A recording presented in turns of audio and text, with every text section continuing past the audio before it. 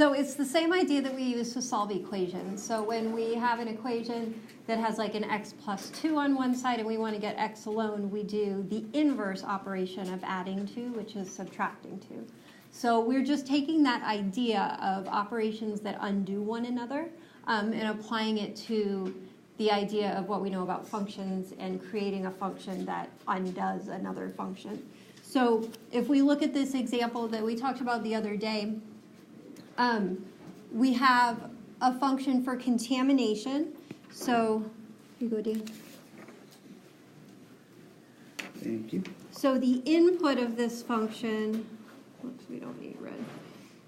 The input of this function is P, which is population.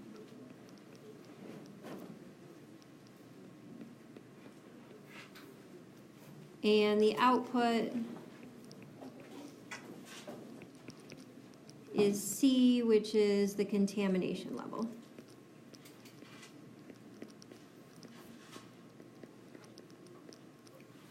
And then we're asked if we can write a function that would give the population if we knew what the contamination level was.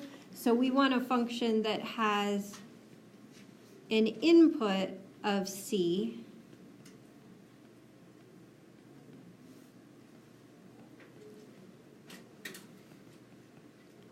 and an output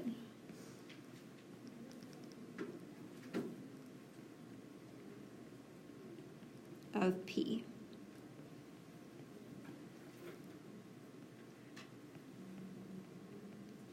But we want the function to relate the variables in the same way, right? So that the same population corresponds to the same contamination level. And so we're going to start with the function that we already have. And say, okay, well, I can do the inverse operation of the square root if I want to undo that square root. So I can square both sides. And then divide both sides by 1,000. And so now I have this new function, P of C, which takes C as an input and gives me P as an output, but still relates the same values, right? So this function describes exactly the same relationship as the original function. It just has switched the inputs and the outputs. And that's essentially what the inverse function does.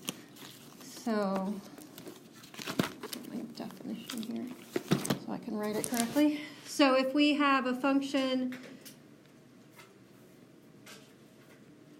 f of x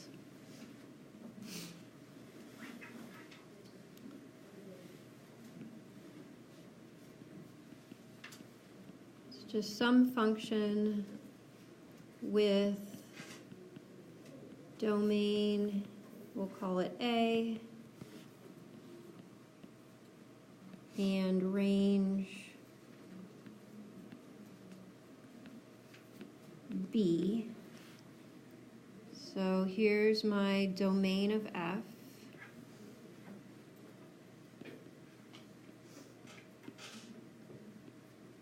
And then we'll call this the range of F.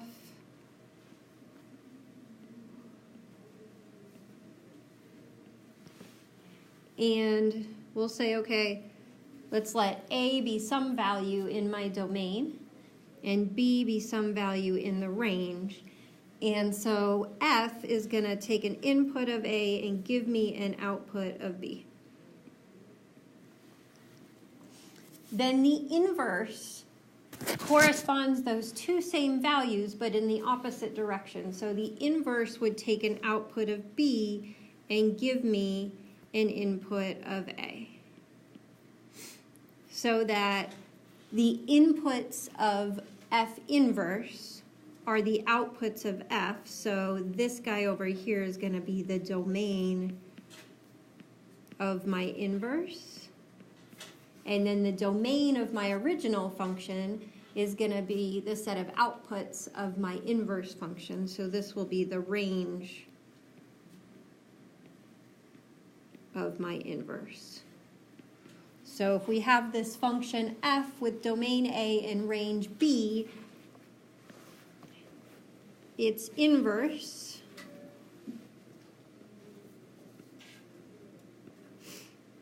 is a function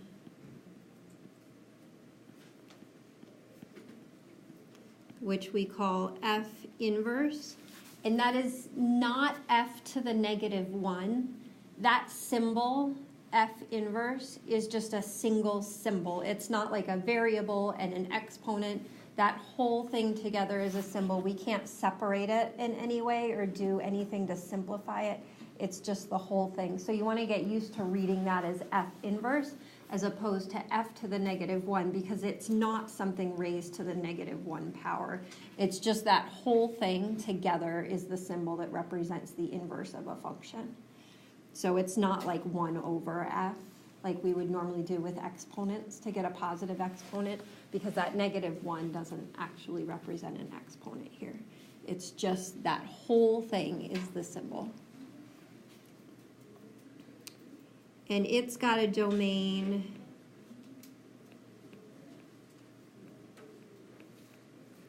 of B and a range of A. Oops, wrong A. Such that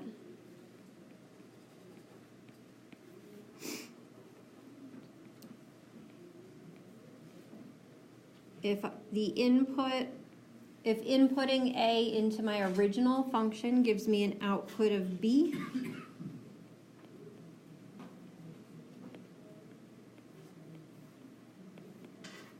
that is the same as saying an input of B in the inverse function will give me an output of A. So when we say if and only if, we just mean that those two statements are exactly the same thing. So one can only be true if the other one is true. So f of A equals B means that f inverse of B is A, and f inverse of B is A means that f of A is B. So that reliance goes both ways. So if we have f of 4, so if an input of 4 into the function f gives me an output of -3, then that means that inputting -3 into my inverse function will give me an output of 4. Very good. So if we look at a table of values, so normally we have this left-hand column is the inputs of my function. So in this case, the inputs of G are in the left-hand column. And then the outputs of G are in the right-hand column. So we've seen that before, right, to evaluate functions using a table. But now notice that right-hand column, it's not just the outputs of G, it is also the inputs of my inverse. So this right-hand column also gives me the inputs of G inverse, and the left-hand column gives me the outputs of G inverse. So I can use the table to evaluate both functions. They just go in opposite directions. So G inverse of 8, well, since I'm using G inverse, that means that I'm using 8 as my input, and it will just take me back to that 5. So G inverse of 8 is 5, which is exactly the same statement as saying that f of 5 is 8. So all an inverse function does is just run the function itself backwards. So it takes the outputs of the function and gives back the inputs. So what should G inverse of 2 be? Yeah, 12. Good.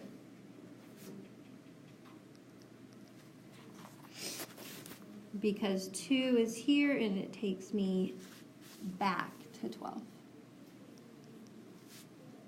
And then let's do some composition. So if I want to know g of g inverse of 5, the first thing we have to do is find g inverse of 5, right? So the inputs of g inverse are on the right. 5 takes me to 7. So now I want to evaluate g of 7, but then that just takes me right back to 5, right? And so g of g inverse of 5 is just 5. Any guesses of what g inverse of g of 20 will be?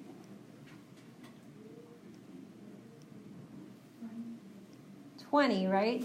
Because g of 20 is 15, but then g inverse just takes me right back to 20 again. And those last couple, they point out the key relationship between an inverse or a function and its inverse, which I've put obnoxious stars next to emphasize that this is very important and that you may need to look it up at another time. So the key relationship between these inverse functions is that inverse functions, or sorry, I should say it this way, composing inverse functions. So the composition of inverse functions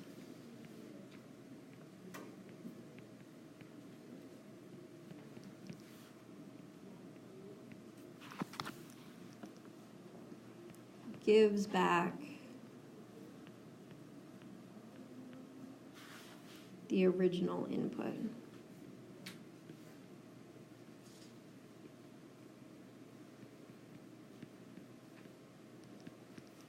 So f of f inverse of x, well, that's finding f inverse of x and then just undoing it, which gives you back x. And if I compose f inverse with f of x, again, that's finding f of x and then undoing what you just did. So it gives you x. So the upshot of it is that if you compose inverse functions, you're not really doing anything at all, because you're doing something and then immediately undoing it. And so the composition of a function and its inverse really doesn't do anything at all. It just gives you back what you started with. So let's look at our graph and evaluate some of these. So normally when we use a graph to evaluate a function, the inputs of our function are our x values. So the inputs of f are on the x-axis, but that means that the outputs of f are on the y-axis. So the inputs of our inverse are going to be the y values on the graph of f. And the inputs of our function are going to be on the x-axis of the graph of f. So if I want f of 2, well, that's what we've always done, right? That's saying my x value is 2, which gives me a y value of 5. Then if I want f inverse of 5, the input of the inverse is the y value. So I'm finding a y value of 5 and asking what is the corresponding x value, which just takes me back to 2. Does that make sense? So if I want f inverse of 2, what will that be? Yep, -1. Very good. We're finding a y value of 2, which corresponds to an x value of -1. Okay, you guys try D through H.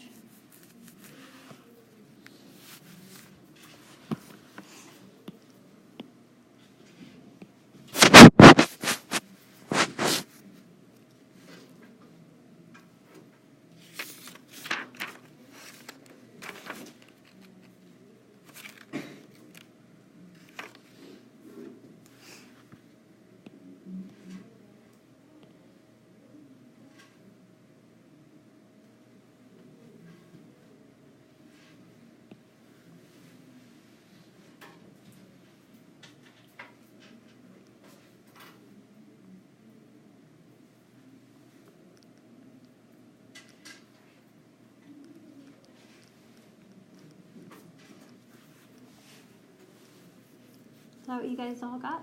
Any questions on any of them? Look good? Excellent. So let's talk one-to-one functions. So it turns out not every function has an inverse, because in order for a function to have an inverse, its inverse also has to be a function. So way back when we first started talking about functions, we had these pictures, right? And we said, okay, if I have A and B, and I have 1, 2, and 3, let's say A goes to 1, and then B goes to 2, and B goes to 3, we said that is not a function. Why not?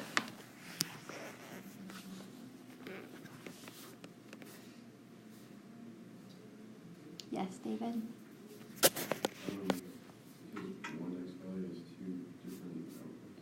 Right. So we have one input that corresponds to two different outputs, right? So that's not a function, because in order to be a function, each one of your individual inputs is only allowed to go to one output, right? Just like if we all went to the airport, each of us can only get on one plane. Even if we all got on the same plane, each of us individually can't get on two, right?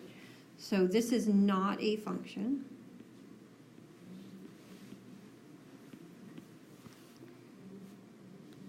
Or we could have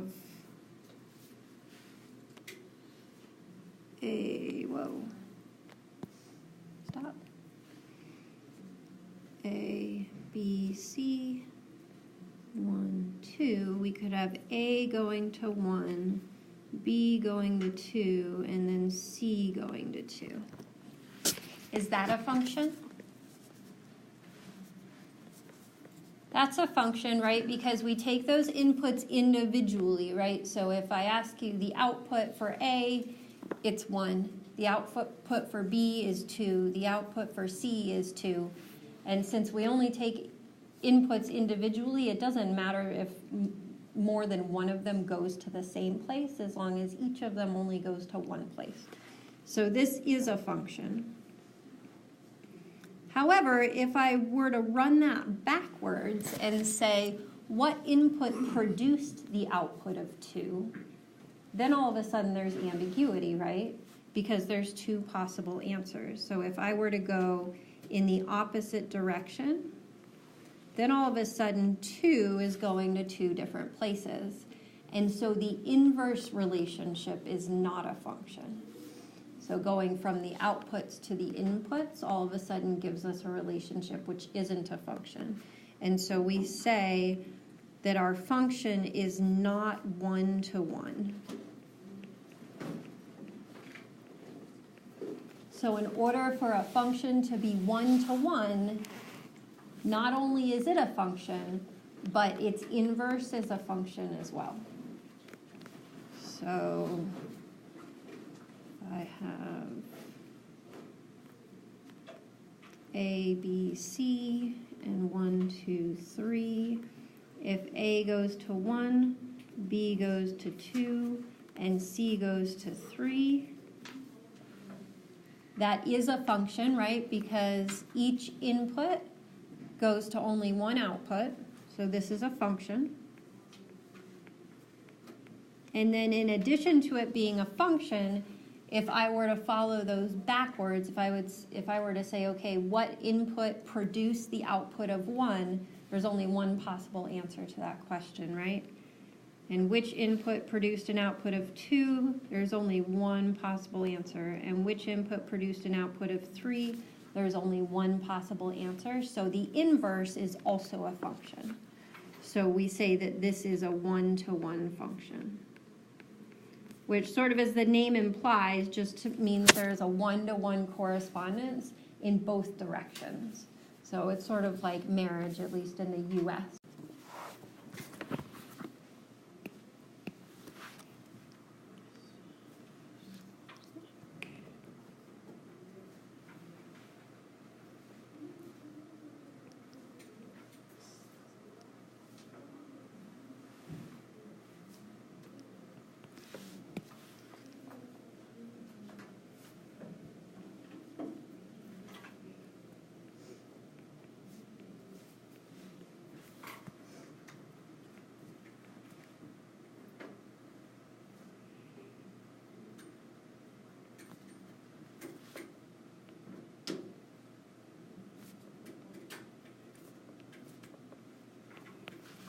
Okay, so is F inverse a function, or sorry, G inverse a function? It's not, right, because it fails the vertical line test. And so G inverse is not a function, which means that G, our original function, is not 1-to-1.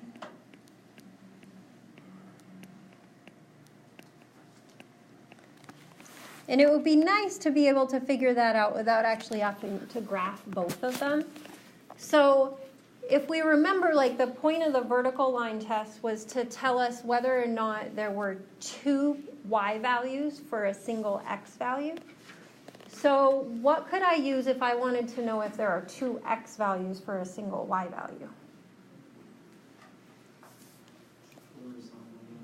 Yeah, a horizontal line, right? If a vertical line passes through two y values for the same x value, then a horizontal line will pass through two x values for the same y value.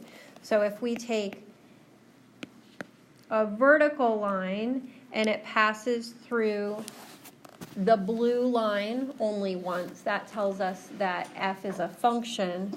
If a horizontal line, or if all horizontal lines pass through the blue line just once, that tells us that it is also 1-to-1.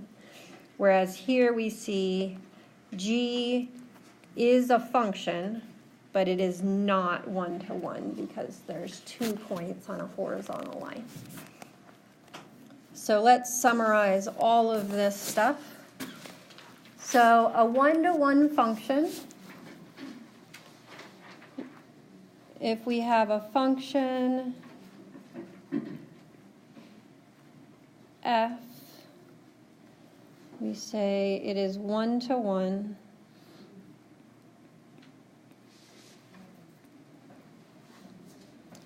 if no two inputs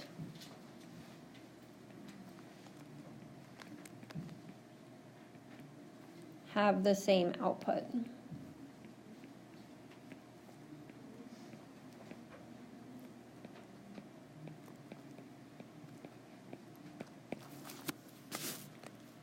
In other words, if I have two x values that are not the same, then their corresponding outputs are also not the same.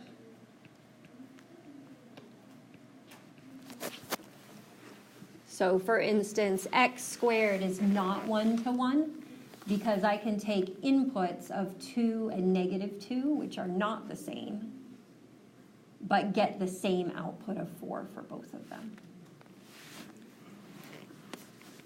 So f inverse is a function if and only if f is 1-to-1. So f inverse is a function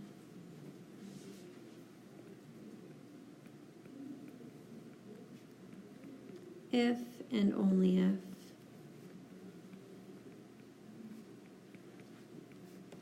f is 1-to-1.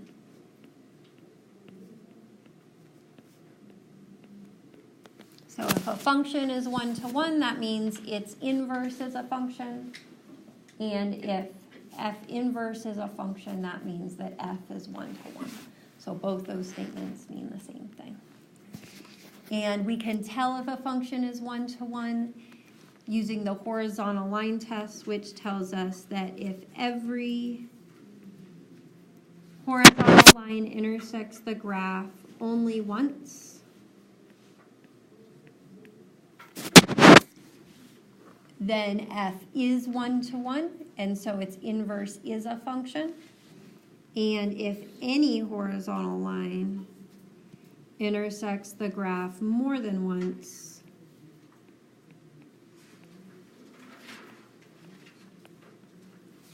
then f is not 1-to-1, meaning that its inverse is not a function. And the reason we care about this is because, like, tomorrow we'll start actually finding inverse functions. And if a function isn't 1-to-1, then we won't even bother trying to find its inverse function because it doesn't have one, because its inverse is not a function. So, and we will only do that graphically, so we're gonna find inverse functions algebraically, but to figure out if a function is 1-to-1 to begin with, before we find its inverse, you're just gonna graph the function on your graphing calculator or Desmos, and just use the horizontal line test to figure out if it's 1-to-1. And then if it's not, you just don't even bother finding its inverse. So the example on the left passes the horizontal line test because every single possible horizontal line intersects it at most once. And so this function is 1-to-1. And the example on the right, there is at least one horizontal line which passes through 2 points on my function, which means that it is not 1-to-1.